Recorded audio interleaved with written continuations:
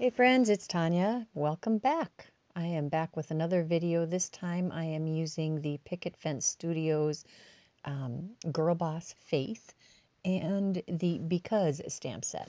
I'm going to ink up the image with some Hero Arts Intense Black ink and stamp that on some 80-pound, I think this is Neenah Solar White cardstock.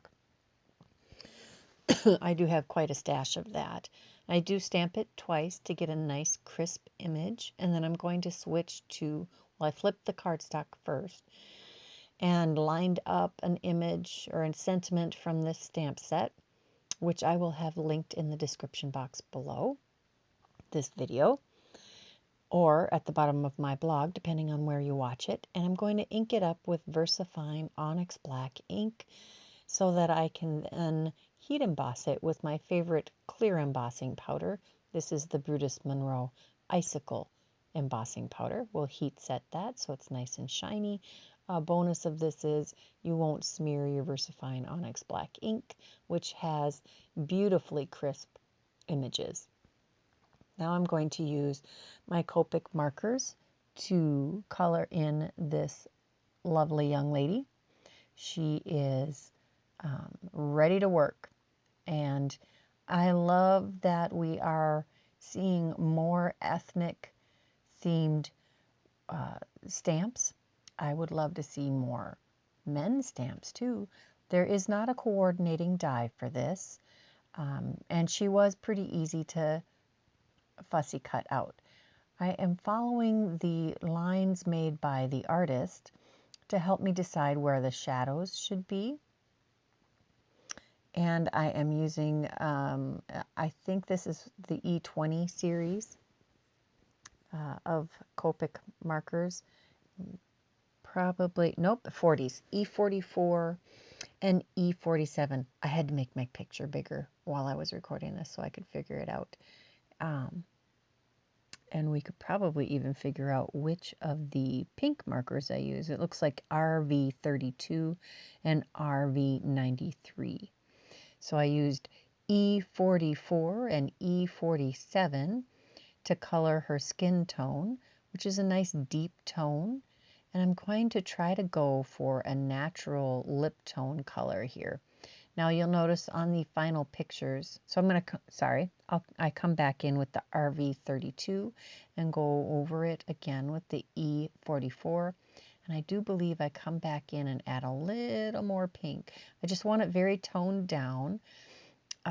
Try to add a little pink to her cheeks, but that didn't go super well. I had to go back over that with the E44.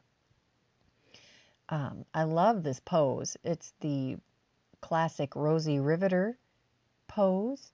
That is such a famous poster and has been redone in many, many different faces over the years, whether in advertising or in stamps. I've seen it in several stamps, which is pretty awesome. Maybe I'll have to do a montage of the Rosie the Riveter pose in stamps that I own. I think I'm kind of drawn to this image. I do love representing strong women, women who get things done. That's I think we all have lots of women who embody that spirit in our lives, and most of us try to be those kinds of women. And I hope that this stamp set gets a whole lot more love than it's seen. I've only found it on the Picket Fence Studio website. I did not find it on scrapbook.com or on Ellen Hutson. I didn't look on Simon Says Stamp because honestly I don't have affiliate standing with them. I'm not on their affiliate program. That is by invitation only. And so I don't tend to look there. I should, because this stamp would be, if you can find it more than just on Picket Fence Studio, that would be awesome. I think we need to encourage our stamping companies to represent a more diverse background, and they're getting, the diversity in stamps is growing. I do love that. I think we really need to strongly encourage that. Hero Arts has a diversity series right now that is benefiting charitable organizations that have to do with cultural equity. And I did order one of those stamp sets, and I think I'm recording this on Saturday. I'm going to post this video on Sunday, and I believe my order, well, no, that order hasn't shipped yet. I was thinking it was going to arrive today, but I think I'm wrong. I think it hasn't shipped yet. Everyone's struggling a little bit with shipping and keeping up with things. I know that Hero Arts is based in, I think it's San Francisco or Richmond, California, and with all the fires, who knows what's going to happen there.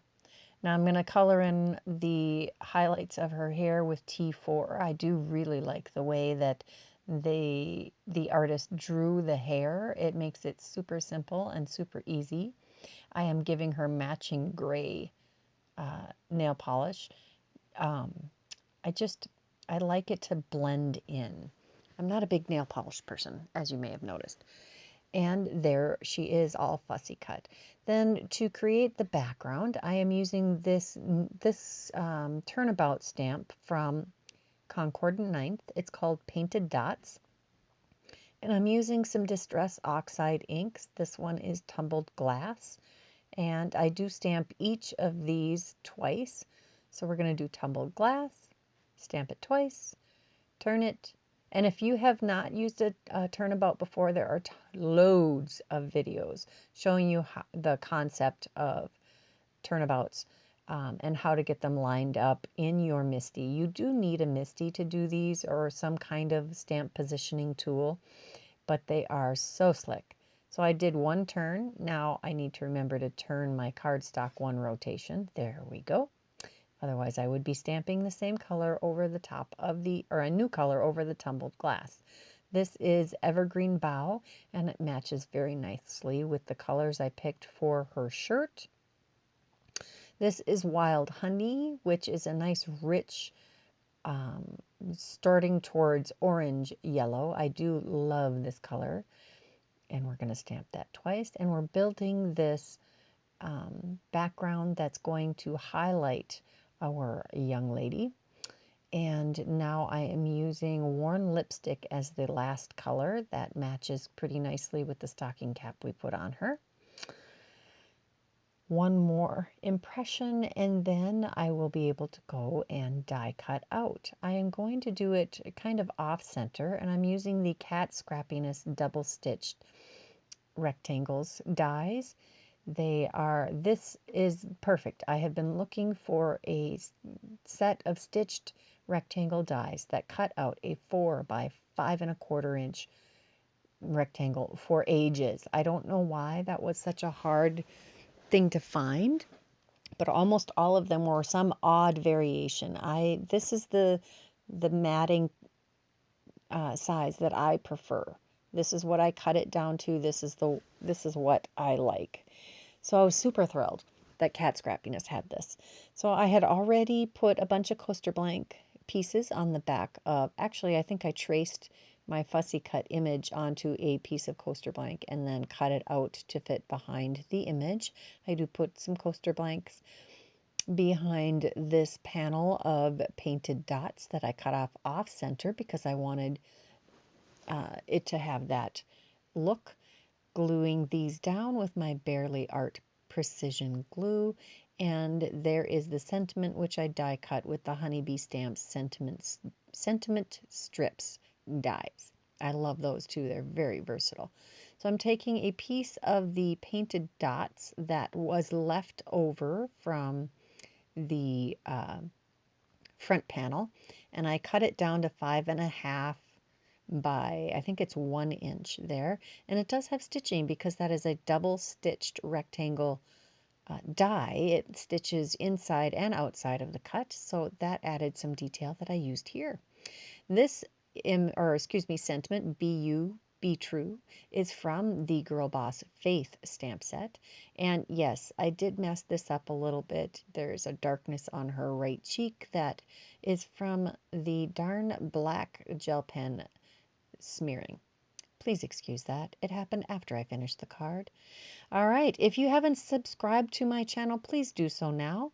And if you are interested in any of the supplies for this card, check out the video description below, which has links and a list of all of the products I use today. Thank you to everyone who stops by and visits. Be sure to leave me a thumbs up and a subscribe if you haven't. I am very close to reaching 2,000 subscribers. I would love it to reach that in this month, which is September, my birthday month. Wouldn't that be awesome?